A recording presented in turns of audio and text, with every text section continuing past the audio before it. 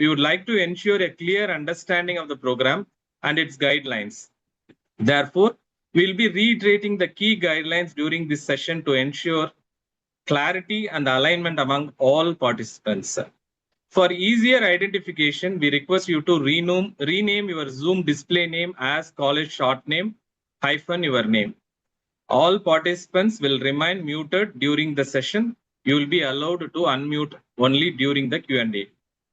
The chat box will be restricted. You may message only the host or co-host. It will be enabled for all participants only when required. If you have a questions for the speaker, please send it to askpalspmo@gmail.com. This email will be monitored throughout the session.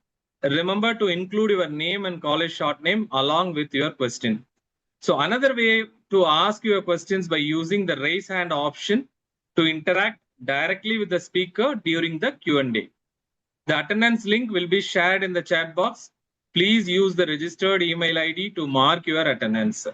At the beginning of the session, kindly register on Slido. At the end of the session, a feedback link will be shared. We request you to fill it out.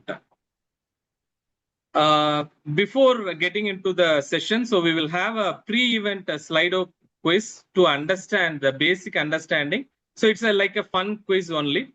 Srihari will post the Slido quiz link in the chat box. I request the participants to register for the Slido quiz. Now I will share my screen to run the quiz.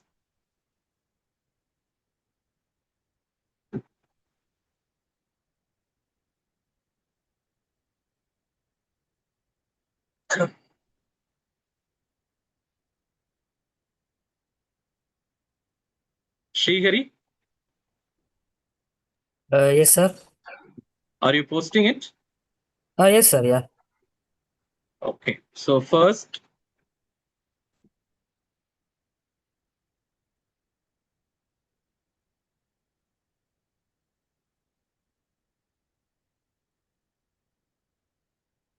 so I request the participants to register for the, I think, Lavana, are you able to see my screen, right? Yeah. Your screen is okay. visible. So it is a fun quiz only. So it is a basic understand. So how you learn, how do you know about that Raptee.Hv? Just it's a five questions only. So you can answer. I request the participants who are all here, around 250 participants are there. I request all the participants to register for this Slido quiz. So we'll wait for 2 minutes.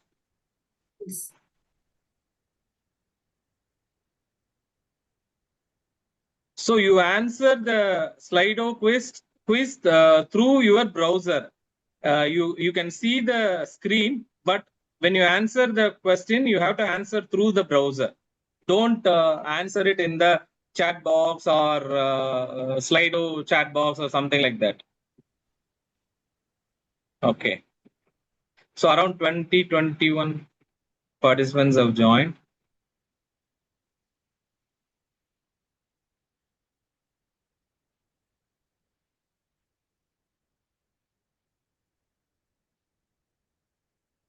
I request the participants to join quickly.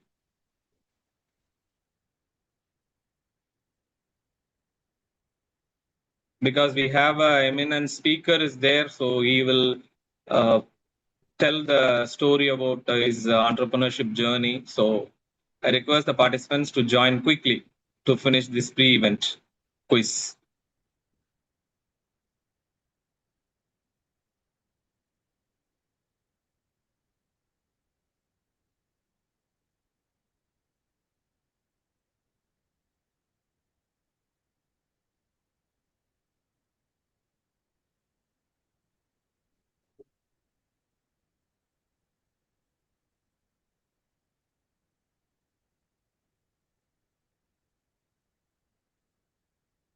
Robin, you can start the quiz. Yeah.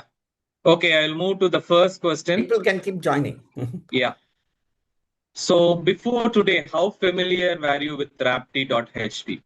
See, there is no wrong or right question, right answer for this question. So you can answer whichever do you understand from this?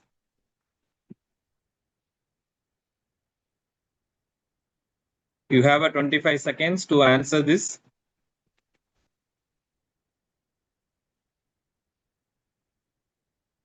Okay. So equally, that is B and C is equally close to equal. Let's see which one is the right one. Yeah, second one is the right. What do you think is the biggest challenge for an EV startup? You have 4 options and you have 25 seconds.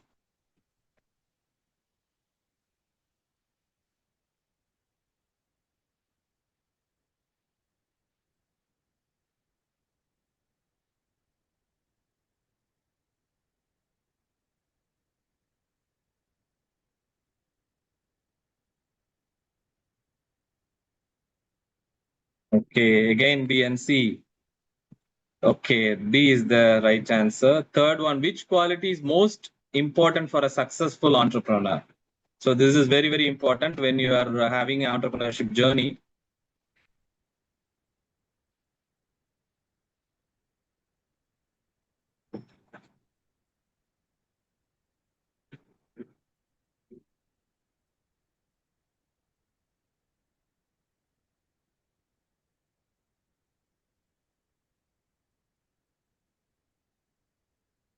Okay, almost A and B and C.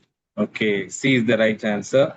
Fourth one, what motivates customer to adapt electric vehicles? You have 4 options. You have environmental sustainability or better technology or all the above.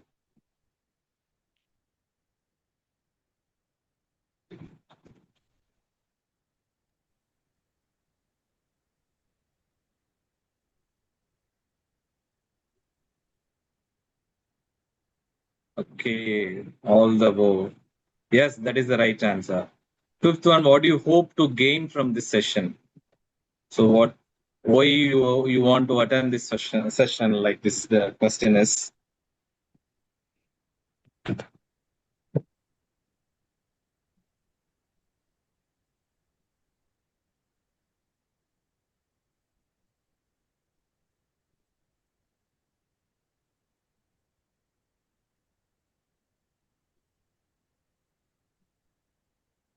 Okay, almost A, B, A, B, C. Okay, B is the right answer. We'll see the leaderboard.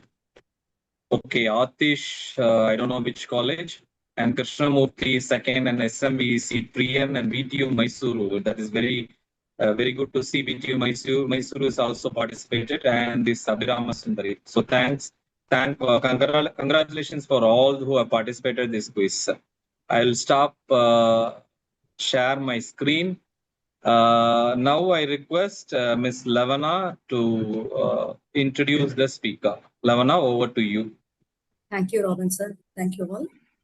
Good afternoon, everyone. It's my pleasure to introduce our speaker, Mr. Dinesh Arjun, co-founder and CEO of Raptee, a Chennai-based deep tech electric vehicle startup. Mr. Dinesh is an engineering graduate from Madras Institute of Technology and pursued his higher studies at Purdue University, USA. He also worked with Tesla under new product introduction, where he gained valuable experience in electric vehicle technology and product development. Driven by his passion for innovation and electric mobility, Mr. Dinesh, along with his co-founders, envisioned building a technological advanced and aspirational electric motorcycle for the Indian market. This vision led to the creation of Raptee, a pioneering high voltage electric motorcycle technology in India and redefining expectation in the electric two-wheeler space. His journey is a great example of innovation, engineering, and perseverance. Please join me in warmly welcoming Mr. Dinesh Arjun, and it's my honor to welcome our PALS champion, Mr. Krishnamurthy Rao, who will share the stage along with Mr. Dinesh. Over to you, sir. Warm welcome, Mr. Dinesh. Good afternoon, everyone. A warm welcome to all the participants from various colleges who have joined us.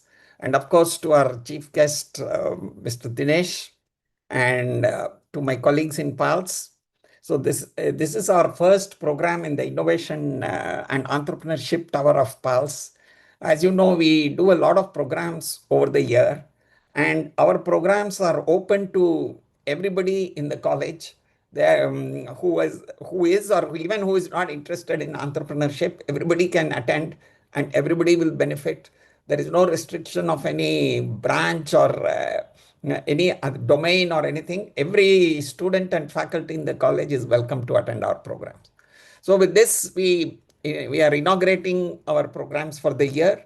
And again, I welcome Mr. Dinesh. He has been introduced by Lavana. Now, he is one of the entrepreneurs we have in India who has worked on developing a new motorbike, about which I'll leave it to him to talk about. So, welcome, Mr. Dinesh, to the program. I will start asking my questions.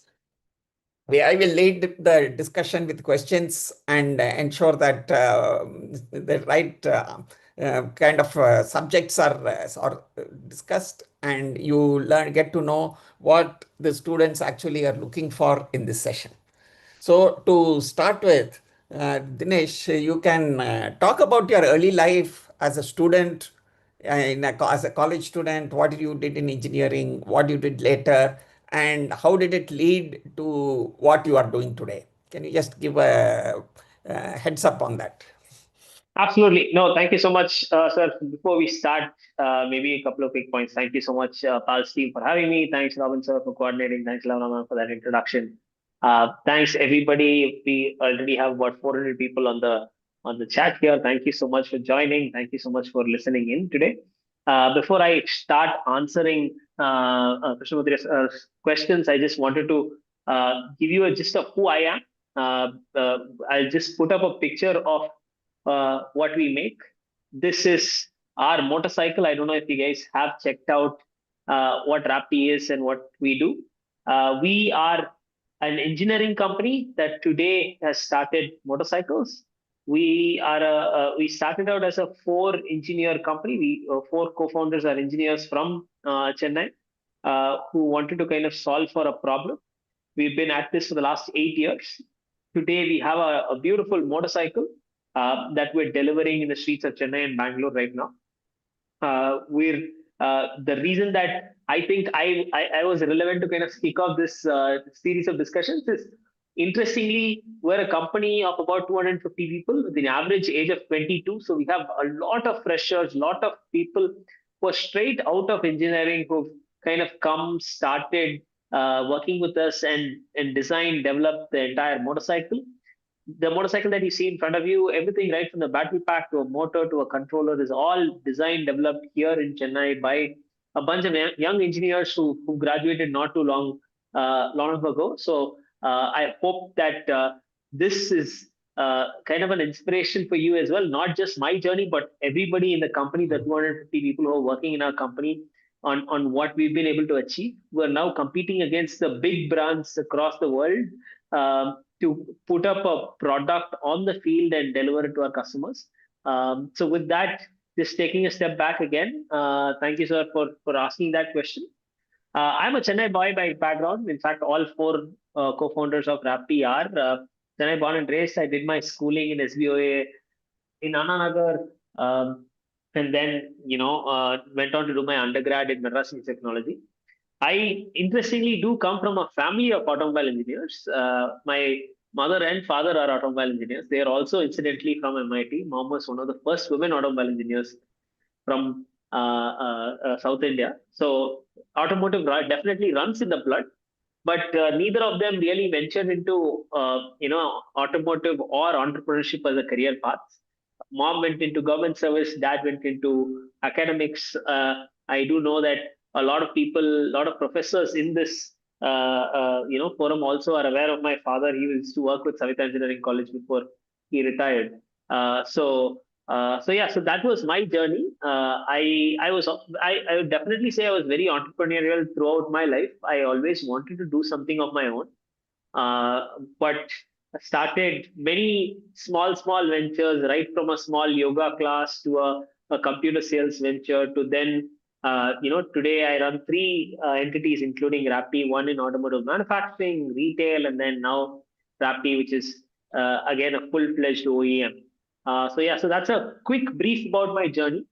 Post my undergrad, during my undergrad, I started two companies, ventured into automotive manufacturing and retail. Then I asked my dad to retire from his academic job and come out. I gave my businesses over to him. I left to do my master's in the US, did my master's at Purdue, another degree in industrial engineering.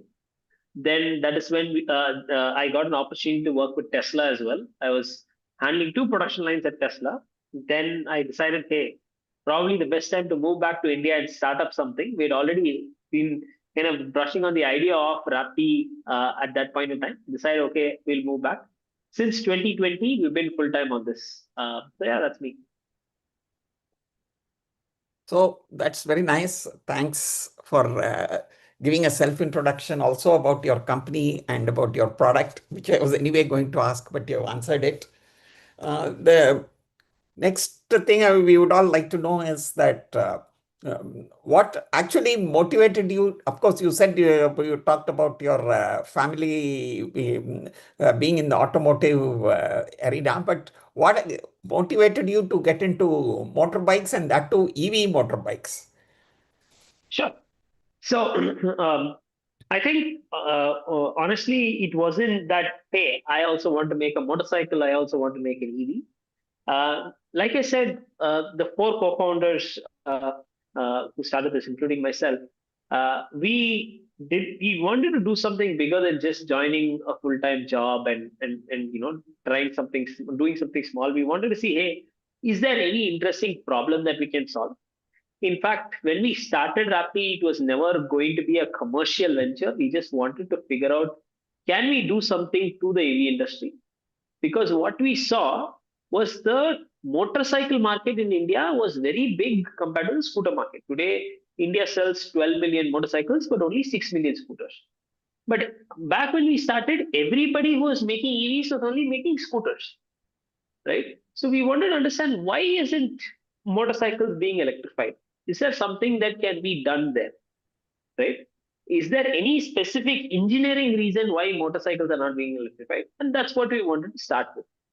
And that's how we really kicked it off. It was always something that we wanted to do. We wanted to enjoy. We wanted to have fun. We wanted to solve an engineering problem. And that's how this started.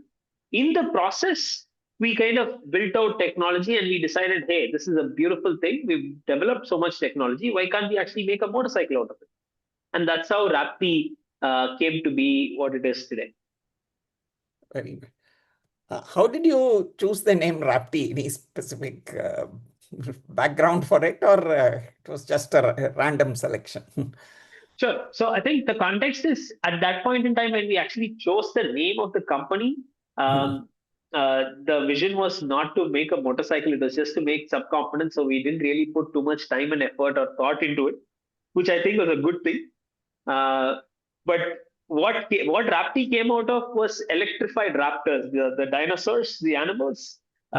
So can we make electrified raptors is what we thought of, and that's how Raptee came out. Then as time went by, people really liked the brand name. They thought it was cool, and today it's become our identity. So yeah. Very good, very nice. And what is the USP of Raptee? It's the only motorbike today. You don't have any competition in the electric vehicles other than any imports. But still, you must be having a USP which will make it very strong and interesting for people to buy. Can you share that? Definitely. So there are 2-3 other brands in the motorcycle space today. However, I think, like I mentioned, right, the vision was not to build another electric motorcycle company. The vision was to say, hey, why aren't people buying electric motorcycles? Can you make a product that is good enough that everybody who rides a petrol-powered vehicle will also buy into an electric vehicle, right? How do you make a product that's seen as a worthy upgrade? So that is why we wanted to solve on technology. What we developed over the last 6 years is something called high voltage technology, which has never been done in two-wheelers before. There are electric motorcycles that run on scooter architecture. There are many motorcycle brands today as well. but they are all not as practical to use as an everyday vehicle. They take anything between 6 to 8 hours to charge. Even if they can go fast, they can't handle speed or performance for a long time. The batteries don't last very long. So he said, hey, if I have to make a vehicle that everybody wants to buy, it needs to be a vehicle that is fun, that is practical to use, and it is longer lasting. So that's where the birth of the high voltage technology came in. Because of this, the USP for our motorcycle is you can use our motorcycle just like a petrol powered vehicle, if not better. Our vehicles are faster than petrol powered vehicles, but more importantly, compared to other electric motorcycles, we don't heat up and we don't slow down. We perform just like a petrol powered vehicle in the long run. Second, we give an 8-year warranty on the battery packs because of the technology that we've developed. So our bikes last, at least for a minimum of 12 to 13 years without needing a battery replacement. Most important benefit today that our customers are seeing is that we become the only motorcycle you can charge at public charging stations. Today, for two-wheelers, there is no public charging station in the market.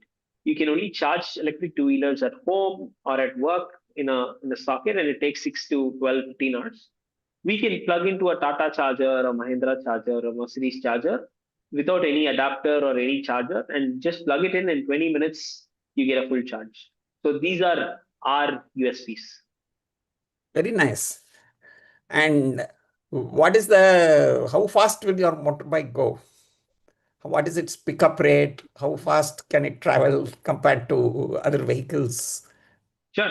No, our motorcycles are built for the youth, built for people who want to have fun and who want to have who are thrill seeking. Our motorcycles are rated at 135. Our motorcycles can go much beyond 135 today. And the 0 to 60 time in about 3 seconds. So they're very, very fun to ride. They're faster than most 300, 350cc motorcycles in the market today. Good. Now that you have started manufacturing, how do you ensure customer confidence and quality in the product? Still, there are many people who may prefer scooters, who may have some hang-ups against motorcycles, but how do you win them over? How do you plan to win them over? Sure, that's a very important question as well. And I think that's something that we've been working on from the early stages. It's not just about making a motorcycle, but it's about putting a motorcycle out there that people want to buy over everything else that is available in the market, right? And ensuring that after a product is bought, is the customer happy? Are we doing justice to the customer by ensuring that the customer has after sales and service intact, right? So all of that is very, very, very necessary, and that's something that we've focused on from the beginning. In fact, we have service centers set up. We've got roadside assistance where if the customer has any issues, they can go and just call up the roadside assistance. They will come. They will fix the vehicle for them immediately. So that's how we're kind of taking care of customers and building that trust. It's very important. Obviously, whatever I'm saying right now to the audience, to the students, I might be speaking about my brand and motorcycles, but this is applicable for any startup or any form of company that you may kind of come up with, right? So I just wanted to give that disclaimer, but I hope I answered your question as well. Definitely. You had also mentioned that you would like to have a moat in all startups. Startup is comfortable. So can you just tell the students what is the concept of a moat and how have you planned to build it in your company? No, sure. No, this is a very interesting topic that I like to talk about. I think in every industry, in every startup, I don't know how many of the students here are looking to start up. If they are, you can put up your hands in the chat and we'll see how many people are interested in becoming an entrepreneur. Yes, we've got quite a few hands coming up, at least 12, 13, 14, 15. Nice. Very nice. So I think one of the things that I wanted to share today, apart from just sharing my story and what we're doing, I also wanted to talk about, one very interesting item in starting a company called a moat. Those of you who can put your hands down and kind of maybe say Hands up for people who know what a moat is. Do you know what a moat is? MOAT. I'm looking for the word MOAT. Before you Google it, I want you to say whether you know it here or not. Awesome. So with Mr. Rao's permission, I'm going to take about 5 minutes to just explain what a moat is, right? How many of you here have watched Game of Thrones? Hands up. Yes, this I'm seeing a lot more hands going up. Very nice. So in any period drama or period story, generally there's something. There's when you look at very old movies, or in fact even cartoons, you see this. Just sharing my screen. You see a body of water around a castle. I don't know if you know what I'm talking about. Generally, when there is a castle or when there is a war happening in the medieval ages, around a castle there is a body of water, and that body of water is called a moat, right? And obviously, I can't ask questions here because you guys can't answer, but I'm going to go ahead and explain what this is. So generally, around the castle, there's a body of water, and then there's crocodiles or alligators in the water, and whenever there's a war, the horses will jump into the castle, and the castle doors will close. Right? This body of water is called a moat.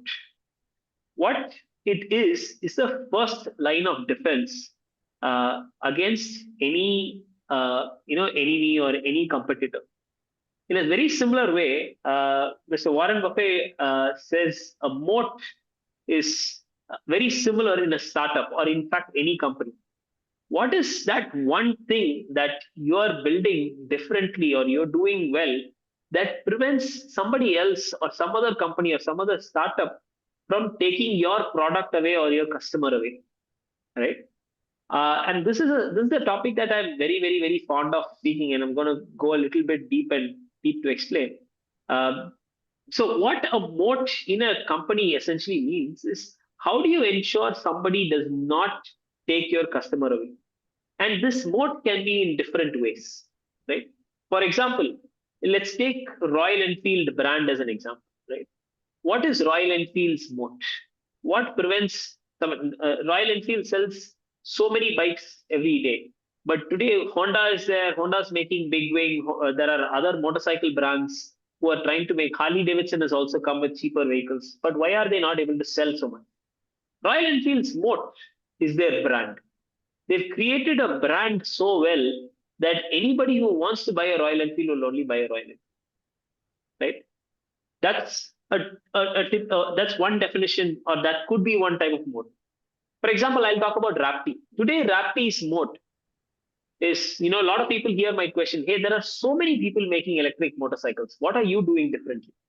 Why will you succeed without others succeeding? Or there are so many bigger brands who are also who've been in the petrol powered space who are making motorcycles. Why will you succeed when there are other brands which can put more money and more people at the problem, right? What Raptee has developed over the last 6 years is our high voltage technology. We've spent about 7 years with about 200 people developing the hardware, the software, the electronics to make it happen. And this is our moat, right? This is what is making our motorcycle the only motorcycle that can use the public charger or go as fast or have the longevity. Now, a moat is never permanent. A moat will fall away, right? Today, I've built out some tech. It will take 2-3 years for another OEM or another company to build the same tech and catch up. Now, how do I keep this moat up and running is the second problem, right? The first thing is, how do you build something that is so unique? The moat can be just patents. In our case, it's patents as well. But in our case, just patents alone will not prevent a competitor from building something similar and putting a product. So how do you kind of ensure this moat is continuing is very, very important. I'll just take one more example of what a moat is, or what you see in the industry, and then kind of come away from this topic. So I spoke about one technology moat, which is what we have. I spoke about one brand moat, which let's say a company like Royal Enfield has. I'll talk about another industry which is a little bit more easier for some of you guys to understand. How many of you guys shop from Lifestyle?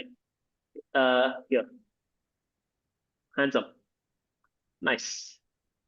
So brands like Lifestyle, or even bigger brands like Westside or Louis Philippe, or whatever brand, what they have generally, they have two end of season sales, right? Every summer they have one end of season sale.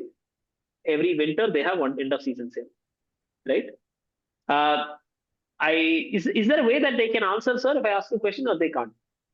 We can enable the chat. Robin sir, if required, we can enable and close. If you want to enable, yes, I will enable it. Yes. Okay. Temporarily enable. We can temporarily enable. Can we get a few people to say? Okay. Now chat Yeah. is enabled. Yeah, can we get a few people to kind of answer why are there two end of sessions later? So if I can get a couple of answers, why are there two end of season sales every year in clothing brands? Why not more? Lot of answers are coming, sir. Nice. So yeah, I mean, in the interest of time, exactly. So in the interest of time, I'll kind of take this up. So one is, I think the right answer is promotion and clearance, right? Clearing stocks to sell stock which is stagnant, right? What does that mean? That means the designs have to keep churning, the designs have to keep turning, right? So generally in traditional brands, like let's say Louis Philippe or Armani or some of the larger brands, they have 18-month cycles for every piece of clothing. So what happens is clothes get developed over a 12-month period. From design to development to actually putting it on the shelf, it takes 12 months. And then the stores sell it for 6 months. And then at the end of 6 months, they clear out the stock with an end of season sale. So that's why they have first 6 months, they have a summer collection, and then the next 6 months, they have a winter collection. That's how end of season sales happen, right? Then there was a revolution in the name of two brands, H&M and Zara. How many of you guys buy in H&M and Zara? Can you put your hands up? Yes, a lot of hands going up again, right? What did H&M and Zara do differently that they became such large brands, right? They brought in something called fast fashion, right? They took that 18-month cycle and then they shrunk it to 3 months. Essentially, within 3 months, they were able to, so they actually don't have two end of season sales. That's why you generally don't have end of season sales in Zara or H&M. You do have sales, but end of season sales is not there because the number of times that the clothes actually turn around is very, very high. So they have a 3-month cycle. They develop it for a month. They put it on store shelves for 2 months. And then if it sells, it gets retailed. If it doesn't get sold, the next designs keep coming on, right? That's how, H&M and Zara did it. And what is the moat here? Why couldn't Lifestyle or, Louis Philippe or a Peter England do it? Because their moat was operation excellence. How do you change the industry from going from an 18-month cycle to a 3-month cycle, right? And Zara and H&M, you can go to a Zara store in Paris, you can go to a Zara store in Chennai, you will find the same collection at almost the same cost. That's what they enabled, right? So they ruled the fast fashion industry for almost over a decade. Then, how many of you guys now know a brand called Shein? How many of you guys have purchased in Shein? Yes, we got a few more hands going. Yes. So Shein is the world of ultra fast fashion, right? So now Zara and H&M was doing it in 3 months. Shein is doing it in 1 week, 7-day cycles. Shein is actually able to take a piece of clothing from design to store shelf in 3 days, and within the next 4 days, pull it out of the store shelf if people are not interested, right? So that's how it is. So what H&M and Zara brought in was an operation excellence mode, which survived for a decade. But then there was another company which came in and broke that moat and made it better and kind of took the market away from them. So that's essentially what I want you all to kind of think about today. If you're thinking about starting a startup, what is that you're bringing? Are you creating a brand moat? Are you creating a technology moat? Are you creating an operational excellence mode. You can even have, if there is somebody who has, let's say, 10,000 crores of money, even money can be a mode, right? But what are you bringing that differentiates, not only differentiates your brand, but also prevents other competitors or other brands from taking over your customer or taking over your product, right? That's the story that I wanted to share. Back to you, Mr. Krishnamurthy, to kind of Thank take the you. conversation on. Yeah. You gave us all a very good lesson in management, which people get only in IIMs or probably in Stanford and MIT. You gave us a very good practical lesson about marketing. So I would say all our students, you stand benefited to that extent. You learned something which is taught in all the premier management institutes. So you should be thankful to Dinesh for that. Now, what do you think of the EV policies in India? Do you think that will help you to make more batteries and more motorcycles and improve the sales of your product in India? No, definitely, sir. I think one of the important things for adoption of any new technology is definitely policy. And I think what we've seen is that the Indian government, specifically both state and center, have been extremely proactive in kind of driving some of these policies and bringing in EV adoption, right? But one thing that I'd like to highlight here as well is that policy alone cannot be driver for adoption in any industry. In fact, if you actually saw how EV adoption has taken place in India, the adoption curve has actually kicked off much better with better products after some of the policies were rolled back. 3 years ago, we had upwards of 65,000 rupees subsidy per scooter or electric two-wheeler sold in India. Today, that subsidy has been reduced from 65,000 rupees to 2,500 rupees. Today, we're seeing much better products, much more expensive products being adopted by a lot more people. So I think one of the lessons that we've also learned is to never build a business or a business model just around subsidies or policies. It needs to be built for the customer. Is the customer only buying a product because there is an incentive or subsidy available, or are they buying it because they like the product? Because if they're doing it because there are incentives and subsidies available, as soon as the incentives and subsidies disappear, your market will also disappear. And incentives and subsidies will never last forever, right? I think that's also one of the other things that I've seen. Some of my peers have also kind of built out products and companies around purely around government policies. That isn't to say government policies are not necessary. Government policies are very essential in creating awareness. Today, India is talking about adopting electric two-wheelers, electric four-wheelers, because Delhi has said Delhi will only sell electric two-wheelers after 2028, right? So those kind of interventions from the government is required, and that's also happening. But I don't think that should be the basis of any business. It should only be a bonus. True, that's right.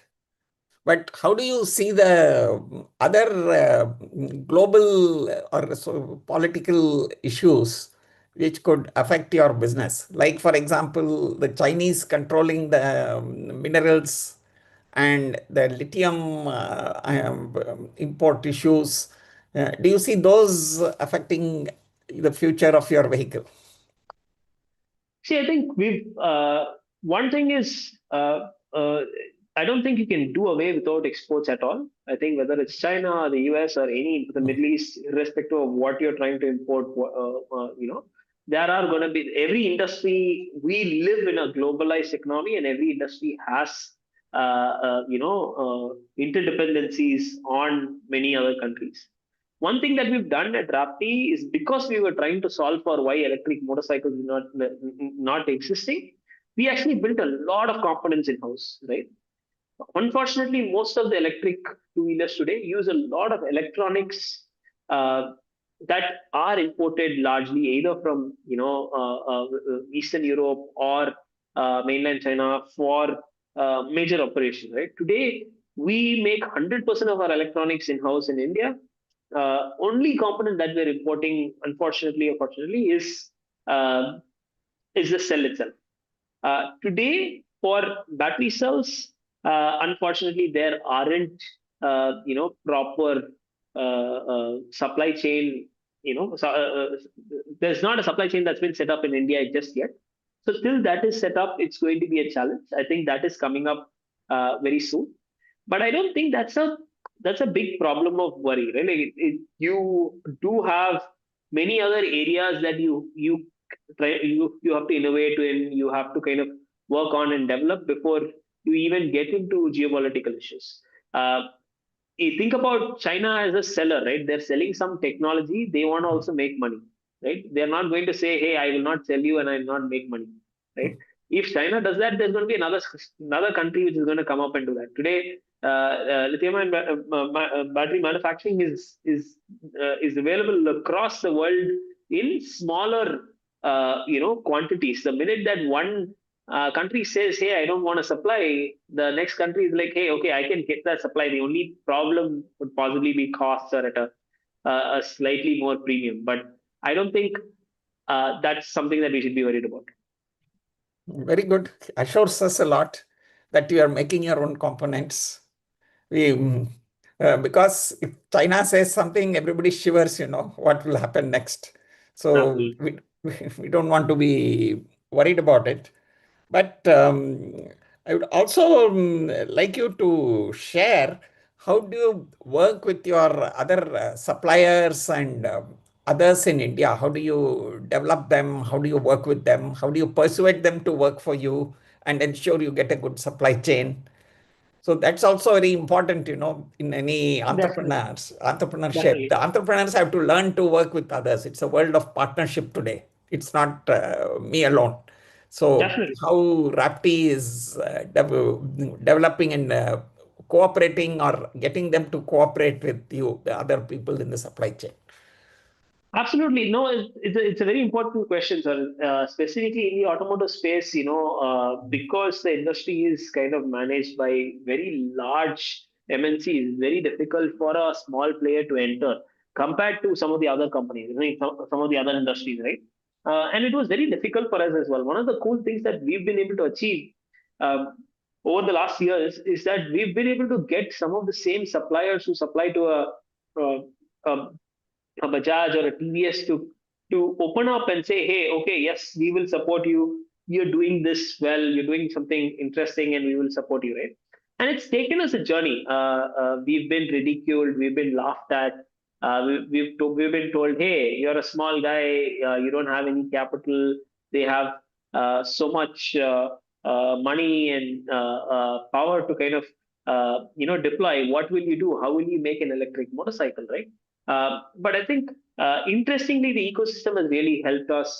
Fortunately for me, I come from Madras Institute of Technology. Incidentally, a lot of people working in some of these OEMs were all alumni from my college, so I could reach out to them. I could, speak to them and say, "Hi, sir, this is what we're trying to do." We're four engineers from Chennai trying to do something very interesting, right from the scratch. Please help us, and support was definitely available. We did have a couple of faces who said, "Hey, are you guys kidding yourselves?" But at the same time, we had quite a few people who came out and said, "These guys are trying. We'll have to support them." And in fact, when we started selling, is when we realized that a lot of people did so even when they thought, we might not succeed. Right? A lot of people said, "Hey, I supported you because you're an engineer from my college, but I really thought it was going to be a very hard, long battle, and that you guys will not be able to come, actually succeed. But you proved us wrong, and it actually goes both ways, right? Like if not for their support, even while being a skeptic, we wouldn't have been able to reach here. So I think." For us, fortunately, the ecosystem and our alumni group really, really helped us, and that's why we're here. Yes, indeed. You brought out another very important point of networking and building connections and contacts and all that. You really indicated that working and knowing people from your own college, your seniors, your juniors, and all that in the long run helps. Your association doesn't end with the college, but even in future, you may find them working with you and being very useful to you.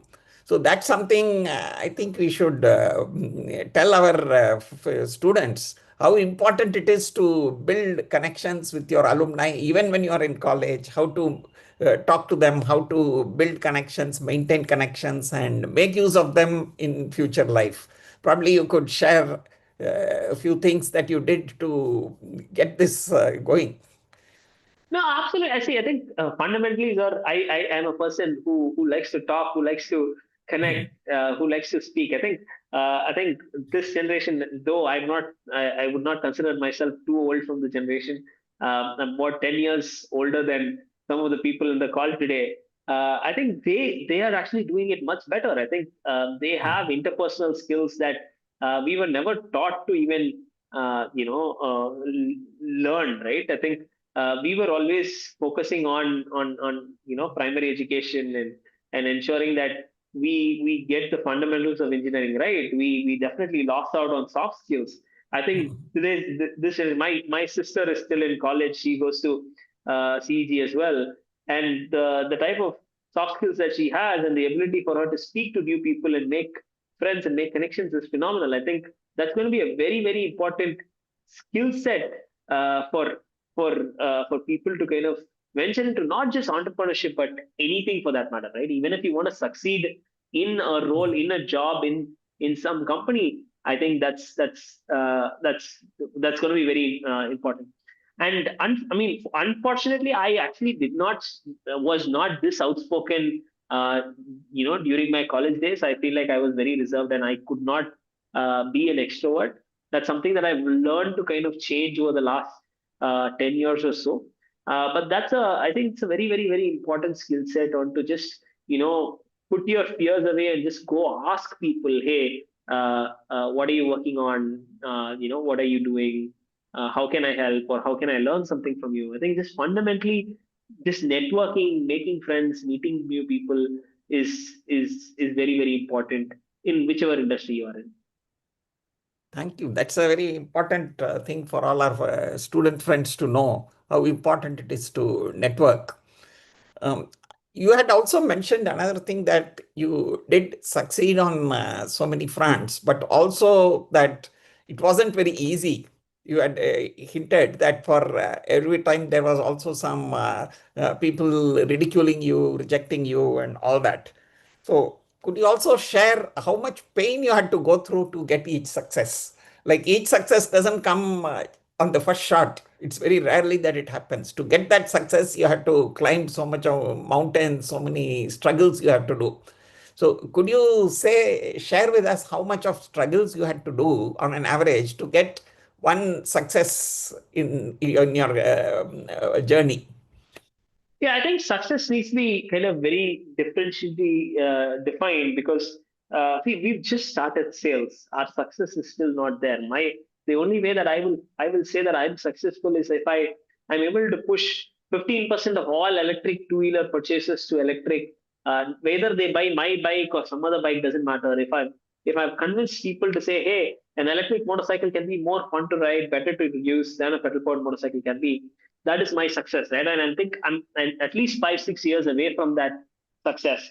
Today we've made stepping stones here, right? Today we're in a stage where we're actually able to sell bikes, which itself is very sounds like a big deal for us because we've been through the 7 year journey to get here. We started in 2018. We're in 2026. It's actually 8 years.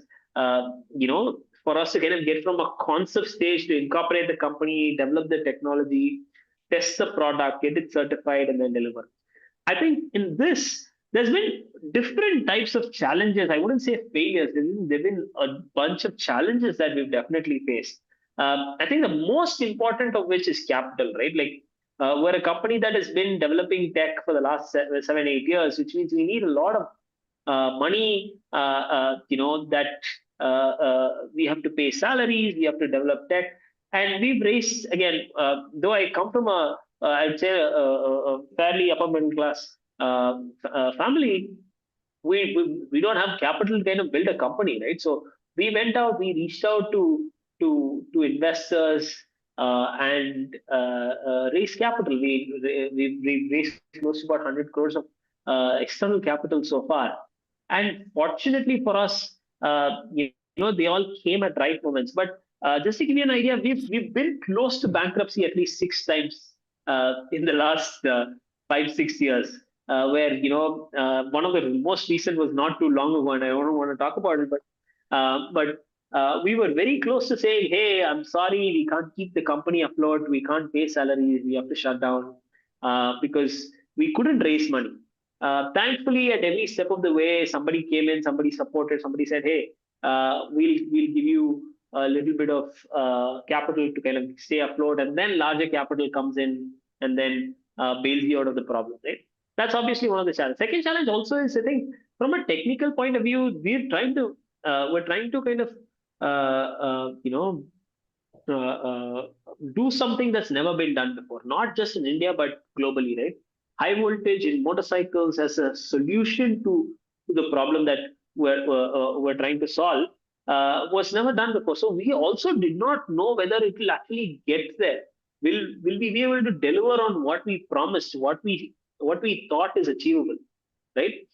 So that also took some time for us. It took some time for us to kind of design, develop, see those initial iterations fail, not work, not function, and then finally result into something that we have today as a final product that I can actually deliver to my customer, right? I think that's it's been an interesting journey. The other challenges have also been on things like like you mentioned, like getting a supplier on board. People will not supply. People will say, okay, I will supply, and then finally decide, hey, I don't want to supply to you anymore. I don't want to work with startups. So that was also a challenge, right? We went through a challenge where we couldn't get suppliers to supply components because they thought, hey, you're too small of a company. I don't want to work with you. So it's been an interesting journey. We've gone through a lot of ups and downs, but I think that's part of the package, right? If it was very easy, then we wouldn't have enjoyed it. We wouldn't. அதோட அருமை தெரிஞ்சிருக்காது, for lack of better words. So yeah. Really, it requires, I think, a lot of perseverance, resilience, patience, and I don't know what other words to say, to put together, and of course the dedication to get to the end. All of them put together, you'll have to really put your mind and work through it. So I think we all have to take our hats off for that, for the great amount that you showed. And now coming to a different road, I wanted to check how many women employees you have in your company at roughly. No, You it's said you have very 250. No, I think a little from our R&D team and the professional side. I think we have a little over 30%, and our manufacturing team we actually have 50%, right? And this is a number that we've been tracking very keenly. There are a couple of metrics that we track because that's an interesting point you bring up because the biggest asset that we believe, or rather I believe, that we built at Raptee is not the motorcycle, it's not the tech, it's actually the team, it's actually the culture that we built here, right? And I'd love to host all of these people at our factory sometime. I'd love to kind of give either industry visits or host them in batches. We're a factory, we're a team of 250 people, 240, 250 people today. Average age of the company is 22 to 24, right? Which means this is essentially like a college. It does not look like a workplace at all, right? And interestingly, we don't have any set work timings as well. So the R&D office is open 24 hours. People can come in, people can go at any time. So culture is something that we've kind of put a lot of focus on, and we say, hey, this is what something on the screen is loading. I don't think that's so anyway. So culture is something that we put a lot of focus on and a lot of time on, and I think that's one of the biggest assets that we've developed. We track, not just gender ratio, but also we want to ensure that we have people from different cultures, different states of India. So diversity ratio is something that we track. The other thing that we track also is youth ratio, right? We purposely ensure that we keep the average age below 24, and we never want that to change because we're working in an industry which does not have a lot of precedent, which means even if you bring somebody with experience of 10, 15 years, doesn't mean that they automatically know what to do, right? And we've actually had a very difficult time having more experienced people, and it's never worked out, right? We've actually had a lot more progress and effort with people who are right from college, just largely because uh, they understand the current customer better. Today, the people who are developing our motorcycles are also the target audience for our motorcycles, right? So I think the biggest asset that we built is our team and culture. We're also interestingly now tracking something new. We want to get internationals also to work at the company. We want to have that, point of view from other countries. We used to have that early on during COVID because everybody was remote. We actually had a lot of international interns and international employees. That's kind of gone down once we kind of resumed work in person. That's something that we're trying to bring in as well. So, if some of our students are interested to take up a job in Raptee, can they apply for you, apply it right to you? Absolutely, yeah. absolutely. 100%. No, I think we're currently in an inflection point where we're expanding rapidly. If somebody's interested in working for us, in interning with us, you can go on Raptee.com/careers, or you can just go on Raptee.com and you'll find the careers portal and you can apply. I think there are close to about 45 roles already open today. And if you don't find a role that's open, you can always write to us at hr@Raptee.com. HR@Raptee.com, and we can definitely share your resume and we'll definitely take it up. We have a bunch of both paid internships, full-time roles, and a lot of roles that are open. So please do apply if you're interested. We've got a very, very, very fun work environment. It's almost close to what do you say, a college kind of a setting, even probably more casual than a college setting. But yeah, I mean, I think you can definitely reach out, go on our careers portal and apply. We'd be happy to get talent on board, and we'll be happy to kind of host you as well. No, but even if for whatever reason we run a tight ship, if we're not able to bring you in, we'd love to host all of them at our factory sometime in batches, of course. From time to time we do industrial visits and tours where we show how, not just generally factory visits are just how the vehicle is made.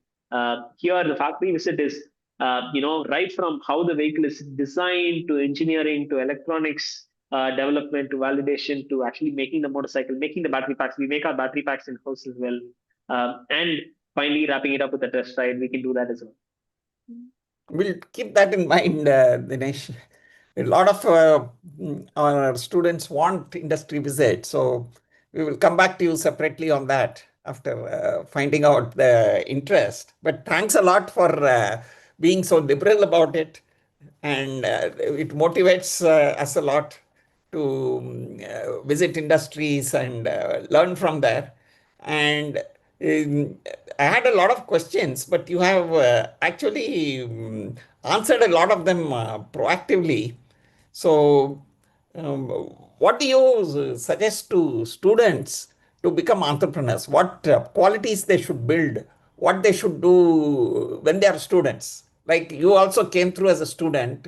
How did you apply your engineering, whatever you learned in engineering, to your present role? And what do you I mean, what do you recommend the students to focus on, or what they should learn apart from the studies, of course, whatever else you Yeah, feel? absolutely. So I think before I answer that question, one thing is entrepreneurship is a very glamorous, topic. Everybody wants to start a company, but I think it's also very important, for everybody to understand the hardships that it takes. Like I said, we've been 6 years full time on this. 6 years full time on this company.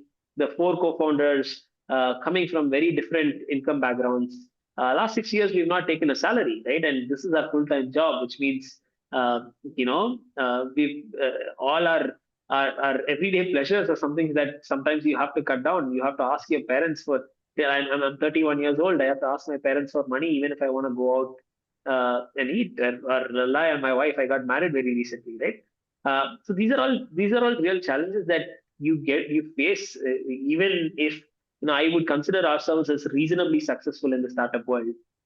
Even that's the case, we've not been able to take salaries just because you're already pumping money into the company. What do you mean taking salaries out, right? So that's definitely a challenge. I think a lot of people look at the glamorous side of running a startup and being a startup founder. People also don't really realize that, hey, I gotta put in time and effort. The other thing also, I think, the most important thing, one of Robin's questions, where what is one of the most important characteristics of a founder, I think I would put perseverance over anything else, right? It took us 6 years after being full time to put a vehicle on the road, right? We could have given up at any stage. We could have given up in 2021.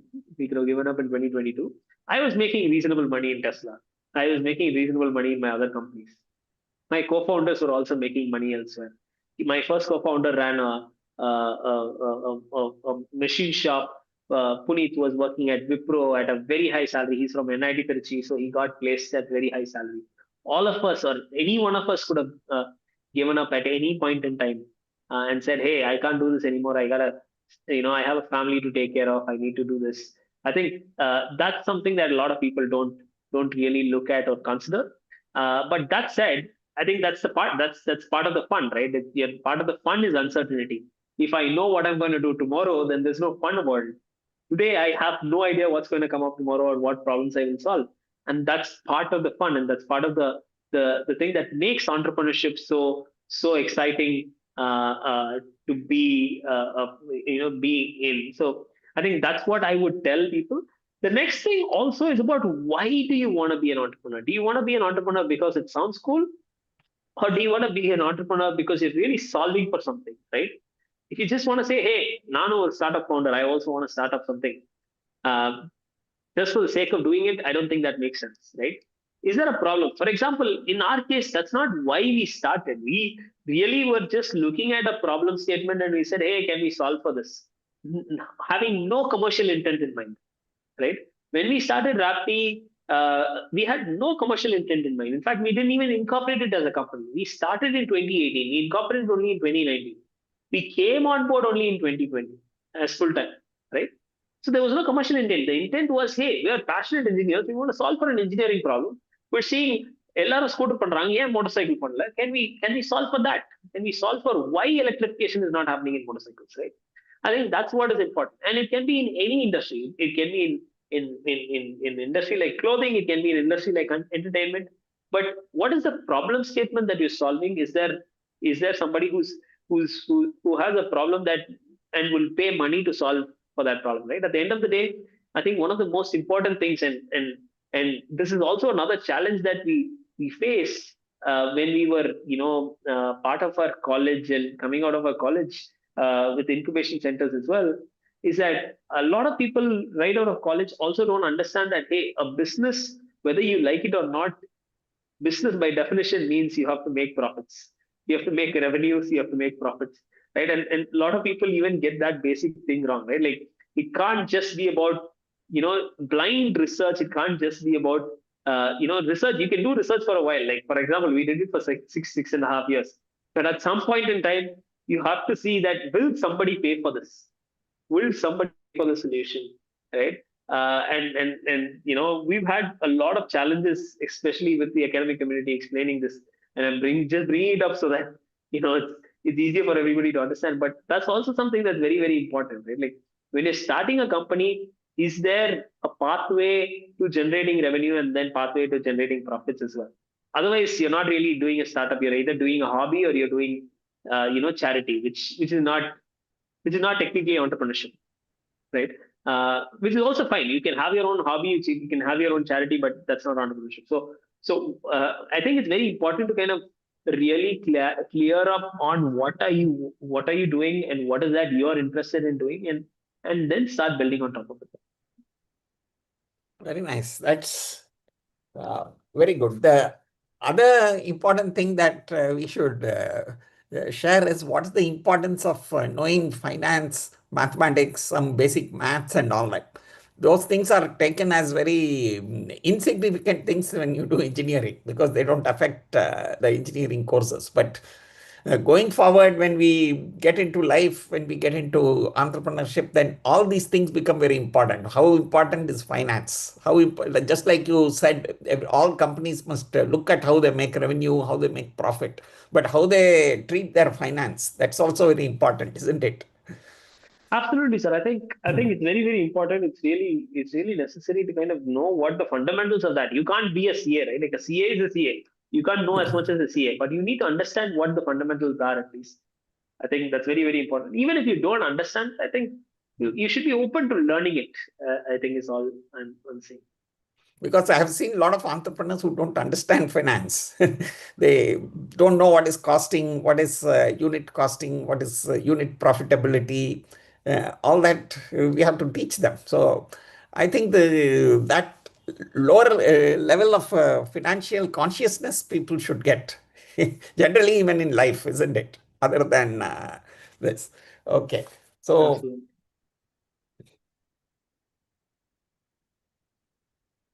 So how has mentoring, have you had any mentors in your journey who have helped you really? Absolutely. I think the person who connected us is Mr. Mohan Narayanan, who is a mentor, right? Without Mr. Mohan Yes. Narayanan, I don't think I would be here, right? I think it's very important. And I think it's a very interesting example and segue as well, right? I think Yes. even Mr. Mohan Narayanan, right? I did not know him personally. He was an acquaintance of an acquaintance. I just randomly met him and I said, "Sir, this is what we're trying to do." And he did not believe that we could do it, but he was very supportive. He said, "Okay, I don't think what you're doing makes sense, but I will support you." And he connected us to so many people, right? And I think mentors make a world of a difference, right? And over the years, he tracked me even when I wasn't, updating, him. When I thought, oh, okay, maybe he doesn't like the stuff that I'm doing, he followed, and then he said, "Hey, Dinesh, you're doing well now. How can I help?" I think mentors make a world of a difference, and it took me so long to even appreciate somebody like that, and I feel bad that I've not appreciated Mr. Mohan Narayanan so much, right? Like without, like it wouldn't be an overstatement if I said without Mr. Mohan Narayanan, the company would not exist, right? I think similarly, there have been so many people in our journey who've really, really added value. And mentorship doesn't mean a lot of times. Sometimes people say mentorship means giving an advisor some equity, giving an advisor money or something. Mentorship essentially means somebody who you can go and tell your problems to and just learn from, right? And I think that is very, very important. That somebody can be a friend, that somebody can be a father, that somebody can be a mother, somebody can be a professor, that somebody can be somebody you met at a coffee shop randomly when you were, sad, and somebody asked you, "Hey, what's happening?" and just had a chat, right? So it could be anybody, but I think mentors, and it doesn't necessarily have to be somebody older or somebody with a lot more experience. Somebody who's just been through something very similar, or somebody who can connect you with somebody who can help, right? I think mentors are very important in the journey, especially for the long, in the long haul that we have, 6, 7 years. You need people who you can talk to and tell, "Hey, this is what is going wrong. Is this normal? Will things go this wrong?" Right? I think those are all very important things that you generally run through a mentor and check. So yeah. In fact, Correct. So the real benefit of mentoring, as you said, is to go and open up frankly to the person and absolutely. ask their advice to solve a problem. They cannot solve it, but they can give you some advice which you can take back and think about, right? Absolutely. They can't give you a solution. They can Yes. help you find a solution. So yeah, That is the role of a mentor, which I think absolutely. many of us miss that and expect too many things of a mentor, which is why the mentorships don't last for long. But Absolutely. yes, Mohan was a very great mentor, I know. And he actually wanted to attend this program, but he's in the US. So it Got is it. nighttime for him. So he could not probably log in. He may listen to the recording later and catch Got up with you on that. That's just on the side. And as a I now think I'll bring this to a close and ask students to open up and ask questions. But my last question to you, or my last request to you would be to what advice do you give to the students? You already given a lot of advice, but in finally in closing, what is the say 3 or 4 key things you would like students to do for entrepreneurship and for life in general? No, I think I'll keep that very, very, very simple, sir. I think the fundamental motivation for me to do what I'm doing is to have a good time, is to have fun, right? And if I don't enjoy doing what I'm doing, I'm not really, I'm not really going to be putting my best effort into it. I wanted to solve for an engineering problem. It was fun for me. I don't know how many out of the 718 people are in the chat. If somebody can put up, how many of you guys are part of Baha programs, SAE programs, Supra? Yes. Let me see at least like 50 hands up top. Yes, see. So why did you guys join Baha? Why did you guys join Supra? Why did you guys join these SAE competitions? Because you like building things, you like solving engineering problems, right? And that's essentially what we did. For us, for me, Raptee was an extension of my Baha project that I did in college. In fact, we at some point in time we were exclusively hiring only students who did SAE events, right? Or who participated in SAE events. So all of you guys who participated, do apply. We'll definitely have a role for you where you can have fun. But that's essentially what it is. We enjoyed that period. We enjoyed creating a product, creating an automobile. And they said, hey, it would be nice if I can make this my living, right? It would be nice if I can make this my business or my everyday life. And that's how Raptee has come this far, right? I think the most important thing is to kind of do whatever you want for yourself, not because somebody else wants you to do it, and just do it for the right reasons, right? Do it because you believe in it and you enjoy doing it, right? We want to ensure every new joinee who comes to our company, we tell them very openly, hey, you could be recruited for a certain role, you could be recruited for a certain project, but once you settle in, tell us what you like, what you don't like, what you're enjoying, what you're not enjoying. If you want to move to a different team or whatever, because if somebody's not really putting in their time and effort, they will only enjoy working in it if they really enjoy doing the work that they're doing, right? So that's the most important thing. You can do whatever you want. You can work for a company, you can start up, you can be an entrepreneur, but the most important thing is to ensure that you are enjoying every bit or every second of the thing that you're doing, and do it for the right reasons. Money will follow. I think the most important thing is to kind of put your head down and say, hey, this is a problem that I'm solving. I like this problem, I like this issue. Transportation, for example, in our case was interesting, so we went ahead with it. The other thing also, which people, even for me, took a very, very long time for me to comprehend, is that progress compounds, and it's very difficult. I think people like Mr. Rao sir will be able to kind of relate to this more than the newer generation, because even I couldn't understand this. Everything compounds. If you do 1% more than what you were doing yesterday, I'm 100% sure it will compound. For us, it took us, like I said, 7 years to get here. It wasn't like we started a company 1 year later, we were selling and then we became billionaires, right? It's taken us 7 years just to sell the product, and it will take us a lot more years to kind of reach all the nooks and crannies of India and sell the motorcycle around the country, right? So the only thing that you can really say is, hey, yesterday I came into office, I've done something, and then I've done something more, and then that will end up compounding into where you want to be. Nothing is going to happen immediately or instantly. The only way progress happens is through compounding. So I think those are the few things that I'd kind of stop before maybe we open for questions. Yes, indeed. Compounding is very great. I also know that. I agree. And it's something which invisibly multiplies. And after maybe 2 or 3 years, you will find that it has grown into something very big and very beneficial to you. So that's something worth remembering, not just in maths or finance, but also in life in general. So with that, I think, Robin, we will open the floor to questions. We will allow our participants to ask questions from Dinesh. And you have any questions already in the list? Yeah, right? we have 4 or 5 questions that We'll finish it up first. Yeah, then we will finish that, and then in the meanwhile, other participants can either give it in the login or in the chat. They can also ask their questions. We will take it up one by one and answer. So we'll start with those questions. Okay, so the first question is, how did you identify that customers were actually willing to pay for your product rather than just like the idea?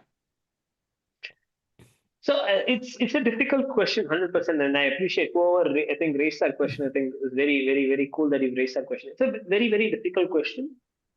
You really have to go out and understand what the customer is today paying for, what is the delta that you're offering, and will they pay for it, right?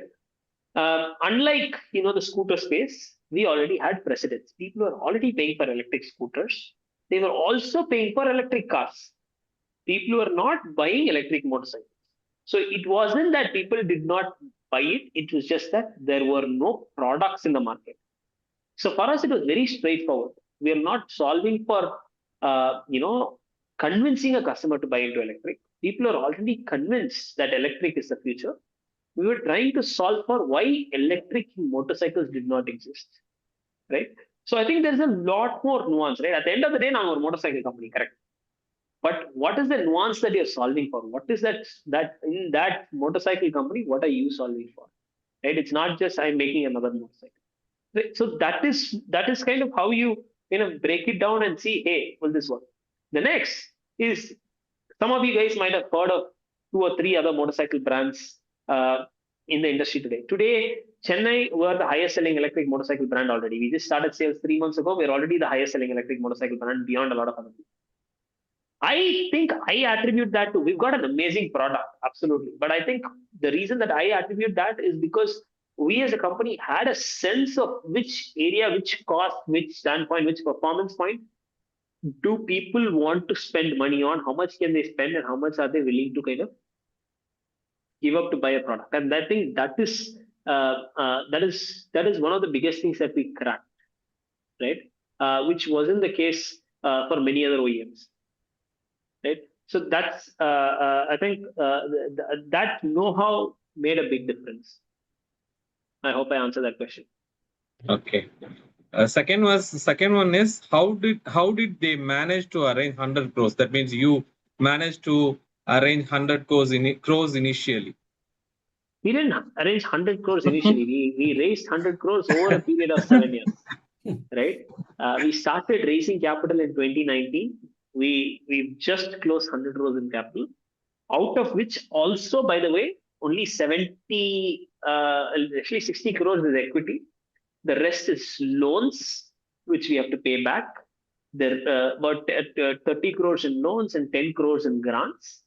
And for a company that does not have any collateral or background or revenue, even raising that much in loans and grants is also difficult.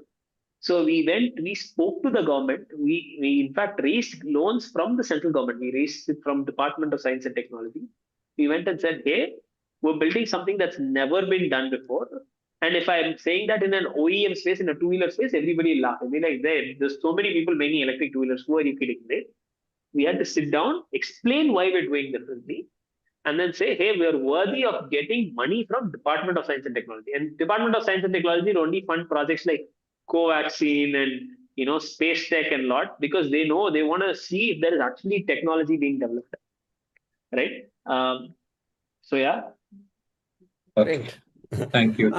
Robin, I think Mr. Kidambi has joined, SK Kidambi. Now, if he has a question, we can take that. Do you have any questions for Dinesh, Mr. Kidambi? Yeah, no, I was listening to the whole thing. Thanks, Dinesh. Very nice presentation. Very honest answers. I had one question to you. Did you really end up doing exactly what you wanted to do, or did you have to change courses on the way? You talked about the financial difficulties and the challenges, but what about the product itself? Did it go through evolution? Did it go through changes that you did not initially foresee? No, so I mean, fundamentally, we did not start out as an electric motorcycle company itself. We actually started out as a company that was making subcomponents. We wanted to only solve for why electrification is not happening in motorcycles. Can we make subcomponents and then sell it to other motorcycle OEMs, right? Then we realized that that's actually a lot more difficult and a lot more harder to pull off than actually making your own brand. And we were told that, hey, whatever tech you've developed is just going to go to waste because nobody's going to adopt it. Because a larger OEM would rather buy it from a Bosch or a Continental or a Delphi or some large MNC than a small startup. That's when he said, hey, how do I ensure that the tech that me and my team have put in so much time and effort to build does not go to waste? And the only way to do it was build our own motorcycle. That was the mother of all pivots, I think, in our case, right? And then I think in each instance, the way our technology also evolved. We did not want to be as vertically integrated as we are because we are not, though we're a technology company, we did not have that much know-how in electronics. We started making one component by one component. Today, we're the most vertically integrated OEM. We make controllers in-house. We're probably the only two-wheeler EV OEM in the world which makes controllers in-house, motor controllers. So yeah. Okay. Next question. Shall we move? Yes. One faculty has asked this question. So our students are planning to develop and commercialize a 250 watts low-speed electric two-wheeler that does not require a driving license. Under the applicable Indian regulations, what are the major challenges they may face during the process? I think coming back to a fundamental mode, what is 250 watt electric scooters, low speed vehicles are many in number, right? You go to Bangalore, there are hundreds of EV OEMs in that space, right? Everybody from a BSA to to Hero to everybody have tried it and has not worked out, right? What are you solving for, right? What is the problem that you're really solving for is, I think, very important to answer and to clear, right? Are you solving for a problem or are you just saying, hey, I will bring a product, right? The product has to in turn go and entice some customer. So number one, figure out if somebody is ready to pay for it today or why they weren't ready to pay for it 10 years ago, why they will pay for it today. Second, if you are going to make it, and let's say hypothetically 10,000 people will buy it, what will prevent somebody else from making the same thing again within a year or so, taking your market away? I think if you can answer those two questions, any idea could be on. Okay, so the last one, how to handle losses in entrepreneurship journey? Losses will happen. If we are talking, I'm assuming that you're talking about money losses. We've burnt money for the last 6 years. That's the only way we have to pay salaries without generating revenue. So losses will happen. It's something that is part of most startup journeys. This has to be managed with equity capital, with borrowings, with depending on how fast where you will pay it back. You'll have to figure out if you can pay it back within a year, you get a loan. If you pay it back after 3 years, you get equity. So that's how we solve for it. Okay, that's it. One question from me, Dinesh. So you have said that you have worked in Tesla. Did you get the opportunity to meet Elon Musk? And if you would have met, so have you anything you have learned from him that learning has helped you to develop your business or your venture? Absolutely. So I think, yeah, I've met him once. I think it was back in 2019. He wasn't as popular as he is today, obviously. But I think the biggest learning is keeping an amazing work culture, right? I think work culture is the most important thing. If you can ensure that everybody in your company is working towards a singular goal, without saying, if you're having 200 people, when you're 10 people, everybody will listen to you. Everybody will say, hey, we're working on building a product that's amazing. When you're 200 people, you already have, hey, I'm an employee. You pay me, I will work and I will leave. I will ensure that I spend 8 hours in time, but I don't know how much of that 8 hours will actually go into doing work, or am I just whiling away time and leaving, right? So ensuring that everybody is so motivated to kind of be in the job and actually make progress, I think that's the most important thing, So, yeah. So can we open any other questions? Somebody raises hands if we can, or somebody puts it in the chat. We'll take more questions.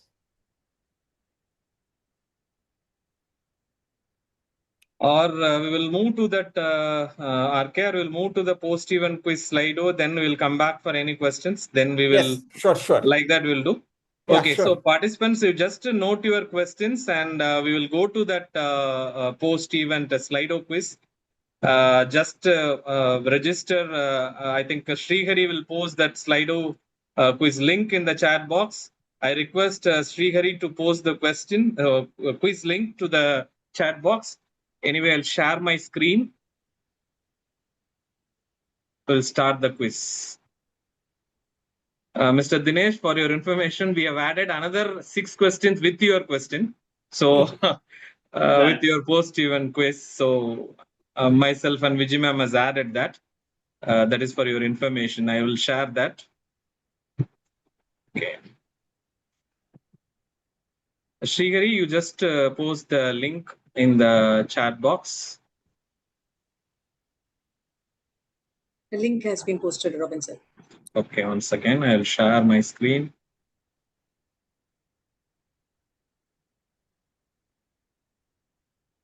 Okay, are you able to see my screen? Yes. Oh, we got Okay. 100 people. That's great. Oh, we have 600 people are there. Yes. Directly in the Zoom, but 1,000+ participants already marked their attendance. 1,200 something is there. Very good. Marked their attendance. Mhm. This is the largest in the Entrepreneur Speaks history Mhm.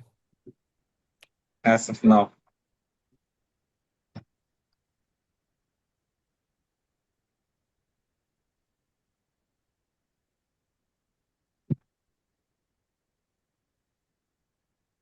Shall So we the move? winners of this quiz can take their screenshot photos, Yeah. Your I will name will tell come at the in end. the I will screenshot. tell at That's the the benefit you get.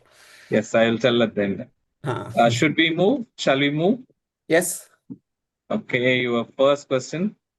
I think this question has already Mr. Dinesh has mentioned in his presentation, it seems. I think most of them will answer correctly. We'll see.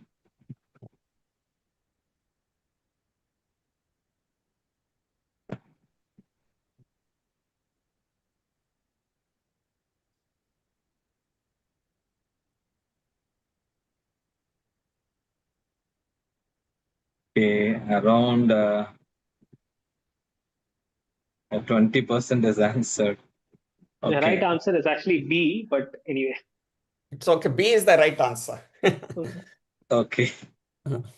Anyway, sorry for that. So next one is, what is the Royal Enfield's moat? You have not given the answer, so I have taken it from that DPT, Mr. Dinesh. Okay. Maybe I should have blocked in my bag. It's okay. Good.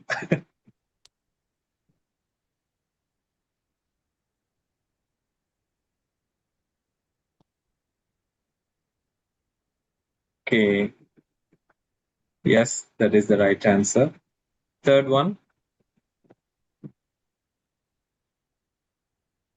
Maybe this is also very tricky from your perspective, Mr. Dinesh.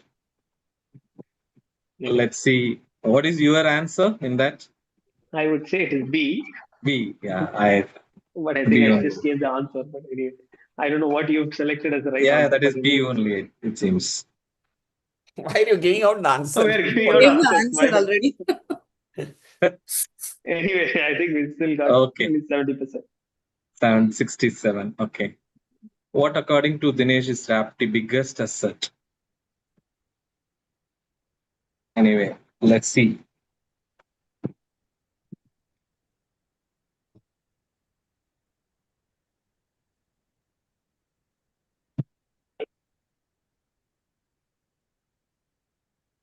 Out of 500, 300 400. I'm marking it.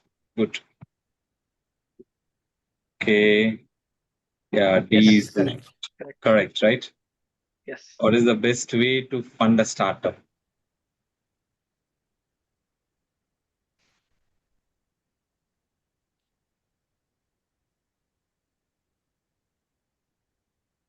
You have 4 options: equity, debt, grants, and depends on the nature of a company.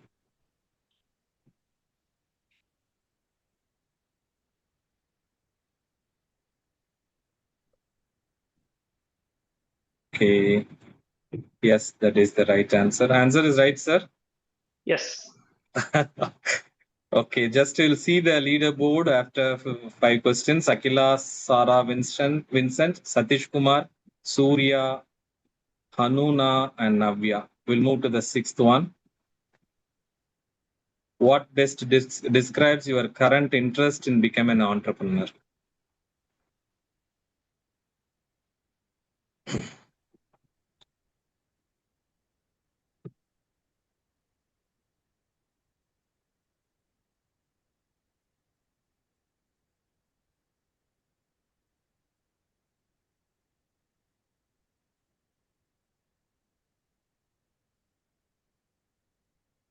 Okay, let's see. Okay, because we have given as a multiple choice, so any ABC is okay. We'll move to the next one. Imagine you want to start a motorcycle company. Which statement do you think is most accurate?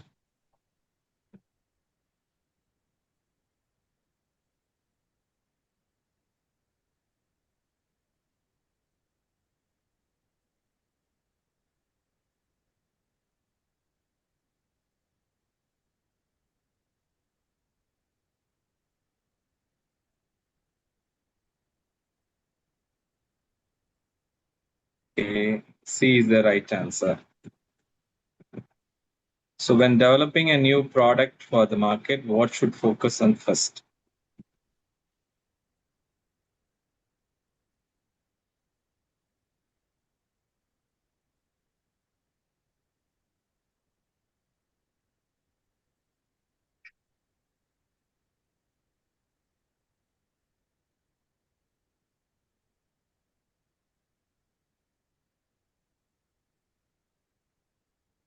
A, yes, B is the right answer.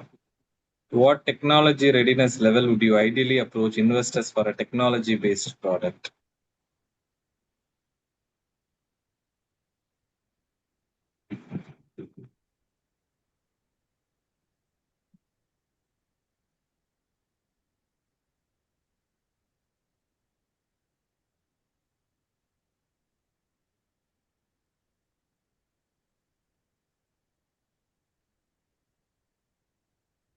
Okay, so we have a multiple choice, either B or C. What is the key difference between pre-incubation and incubation?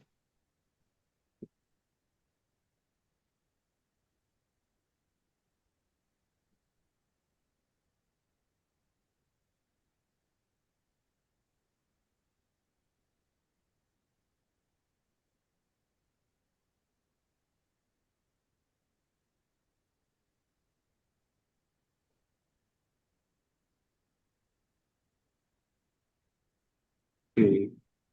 Yeah, fine, 85 percentage. Last one, what is the biggest reason students hesitate to become an entrepreneur?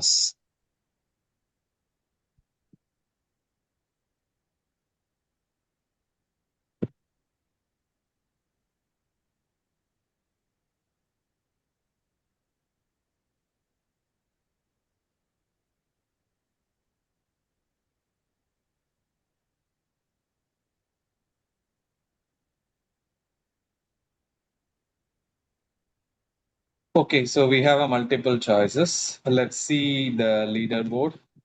Yeah. Congratulations, Sanjana, Yogita, and Somnath, Akila, and Varshini Aarti. So congratulations for the winners and thank you for the participation. We'll move to the questions. I'll stop share. Thanks, Robin. I hope it was fun. Participants, you can ask your questions I either think 2 people have raised hands. Tarun and Tarun Balaji. I will unmute you. 1 second. I will unmute.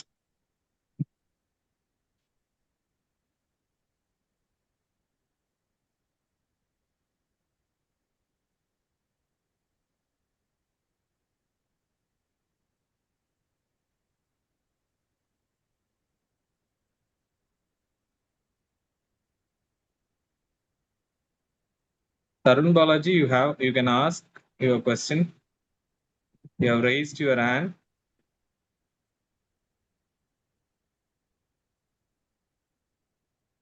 Okay.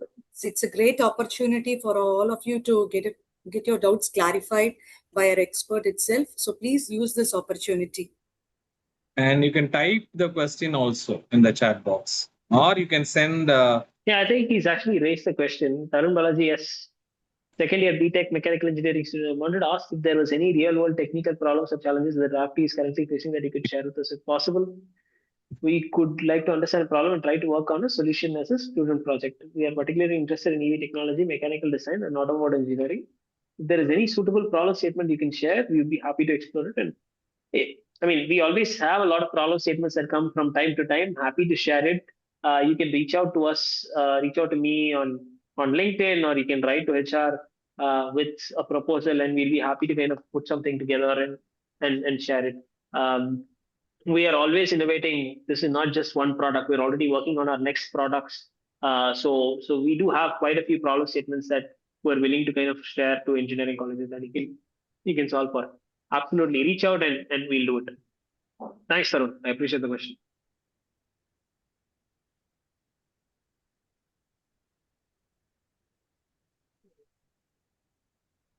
there I are think some. there are some more questions. I think one is Samson Jude J. Maybe I'll try to answer some of these questions directly. Samson Jude J asks, how did you build your initial customer base? We are trying to build our initial customer base. I think today that's become relatively easy in the world of social media. We've got an amazing team working on our social. So all of you guys here would appreciate if you go and follow our Instagram profile as well. We actually post. We're setting up a couple of college student competitions through our Instagram portal as well. Go search Raptee and you can follow us. That's how we're talking to our customers. That's how we're interacting. In fact, for what Mr. Krishnamurthy mentioned earlier, we're actually having an employee page also coming up on our socials very soon that will talk about our job openings and all of the fun that we have in our office. So please do follow us and you can get all of that information as well. So largely customer base is through socials today. We're giving test rides. In fact, last week we sponsored a marathon session. We host events in Bangalore. So that's how we're building our customer base. Next question is from Yashwant. Hi, sir. This is Yashwant from SMVEC. Whether the building of charging station will help to develop the ratio of electric vehicle usage? That's a very interesting question because India actually has 3x the charger density of most countries in Europe. So actually, charging stations in India is very well established. It's just that people don't know about it, right? I've been using an electric car for the last 5.5 years. I bought my first electric car in 2020 September, right? I've had no issues at all between the cars in the family. We put about 4.5 lakh kilometers on the electric cars, right? So it's actually not a challenge at all. Charging stations are there. I think if you guys are interested, there's an open source website called plugshare.com. You just go on plugshare.com and you'll see the number of charging stations. You'll be surprised to see how many charging stations there are just around your house. So yeah, how to start a startup company? I think start with a problem statement and what you want to solve, Dinesh Kumar ji. And then once you've found that, you can always go to an auditor or find somebody, or reach out to people like Pals, and they will guide you on how to kind of make the next step. You can reach out to me on LinkedIn as well. Happy to help you guys. How do you balance advanced technology with making an EV affordable for customers? That's a very beautiful question. I think it's very important to understand what does advanced technology mean for the customer, right? Somebody buying a 1 lakh rupee scooter versus a 2 lakh rupee motorcycle versus a 50 lakh rupee car, technology means very, very different things for each of these different types of customers. So you have to ensure that, hey, are you putting in what is necessary for that customer? If you're going to say, hey, I want, I think somebody's sharing their screen. But anyway, if somebody says, hey, I want to who's sharing the screen, Robin? Can you please unshare it?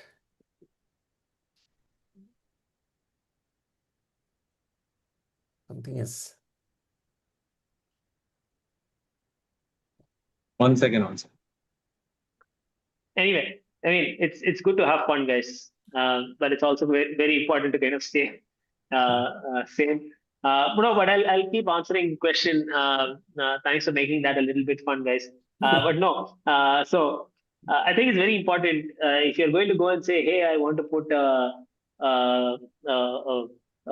10 lakh rupee music system in a 2 lakh rupee car, it's not going to happen, right? So it's like that. So depends on what kind of technology you want to put and how you really want to deploy. That's the problem statement that you really need to work on. What were the problems faced when developing a high voltage architecture? I think the fundamental problem was that there was no regulation and there was no paperwork to even get started, right?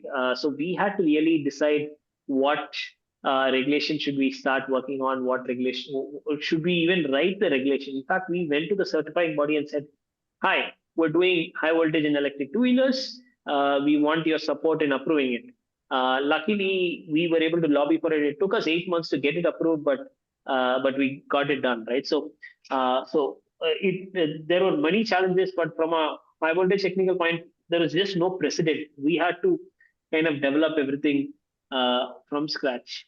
I think there's a lot of questions. Maybe because we're running out of time, we'll kind of wrap it up with one or two, if that's okay. Yes. Okay, that's fine. Hi, sir. I'm in second year. I started a company based on building simulation, but here we face problems in team where we lack developers and we're not able to raise funds. And at least fear of career, I'm in the thought of giving up. I'm in a confused state, Mohan Arif. One thing is, I think it's very important for you to really understand that doesn't mean solving a problem means you get 10, 15 people, you recruit them and you get to solve it. That's a way to look at it. But if you can, today in the world of AI, get a $20 Claude subscription and create the app yourself, right? Like build the simulation yourself. I think it's definitely possible. Today, you can do things much better than what we could do 5 years ago, 6 years ago. So I think especially in software companies, software startups, funds should not be a problem at all. And as a result, capital will also come to you only after you created a certain level of product when it when it is a software company, right?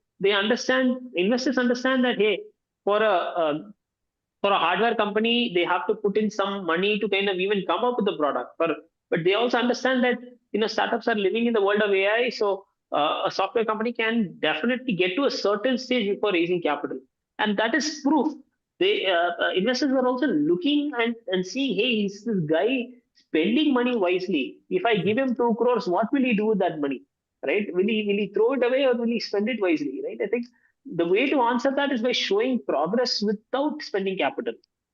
We reached our first round in July of 2021, which means from 2018, 19, 20, 21, 4 years we stayed bootstrapped, right? We did not raise capital on day one. After 4 years of being bootstrapped, then we raised small amount of capital. And then we continued to raise capital. Even then we ran out of money like 6 times, right? So there are, there's no like straight answer to it. If you are, there's a possibility that you're able to raise capital even without having a prototype, but more often not, right? Like so that's my answer. That way. So I think we've had quite a few questions. Maybe we want to wrap up, sir, or do you want me to take 1 or 2 more questions? I think we can wrap up now. Okay, Robin. Okay. Yeah. Awesome. So Thank you so much. those, Thanks a lot. Yeah. Over to Robin. Yeah. Thank you, Dinesh, for the let wonderful. me just conclude. Those who still have questions can put them in that email. We will forward them to Dinesh later, and he can give the answers. Okay. And I thank you, Dinesh, for for patiently listening to all our questions and answering us. It was really, really very good to hear from someone who's young and active and a person who's actually doing the job on the road than from hearing from other people lecturing. So it was really good. And I'm sure what you say would have carried a lot of credibility with the students and others listening to you. And I'm sure it would have helped them. It would have opened many eyes on various topics which we were probably very little aware. And thank you for helping us, for making us learn so much. And we also wish you and Raptee all the best in your future. And we hope that you do well. And many of us are able to ride your motorbikes in future. Unfortunately, I can't ride motorbikes, so I can't say that, but others can definitely ride and benefit from that. I wish you all the best. And thank you once again, Dinesh. Robin. Thank you.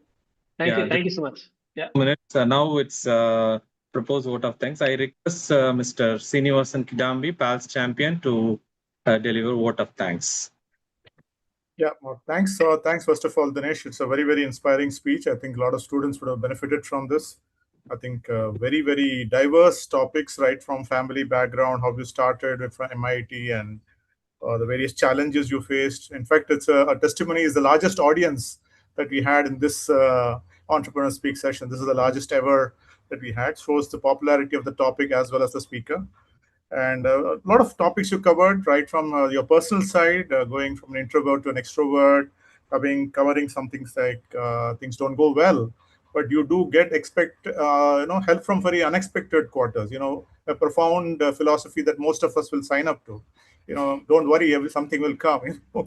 So very, very nice things. And importance of the team members. I think normally the startups don't mention this to a large extent other than the founders. But this is one of the times I've heard of a startup founder talking about his entire team and saying it's a very, very big strength for us.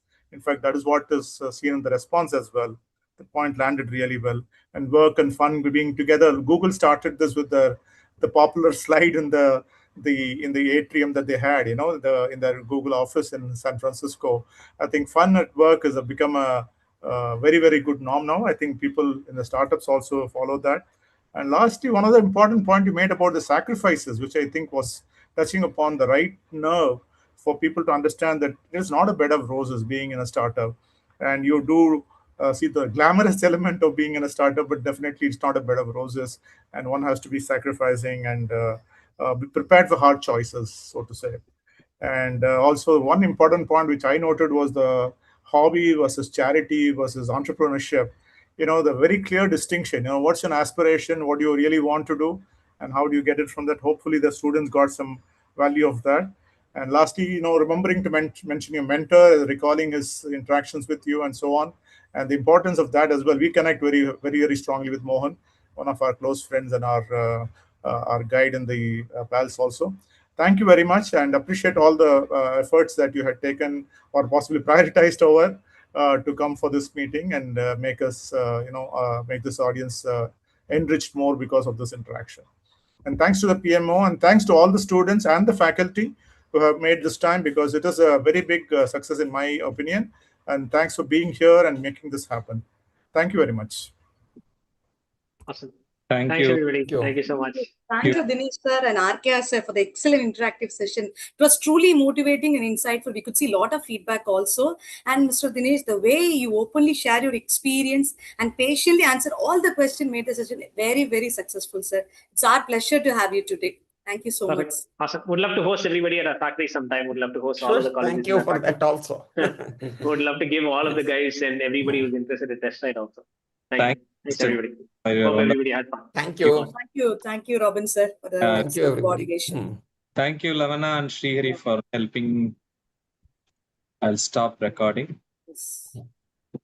Participants, we have shared the feedback link. Yeah, please, I think Srihari has put the feedback link. So please submit your feedback. So that is very important for us. Thank you. I think you have to complete the feedback and all the other steps to get your certificate. So it would be better you do it. It makes the job easy for everybody. Okay, thank you. Thank you. Thank you all.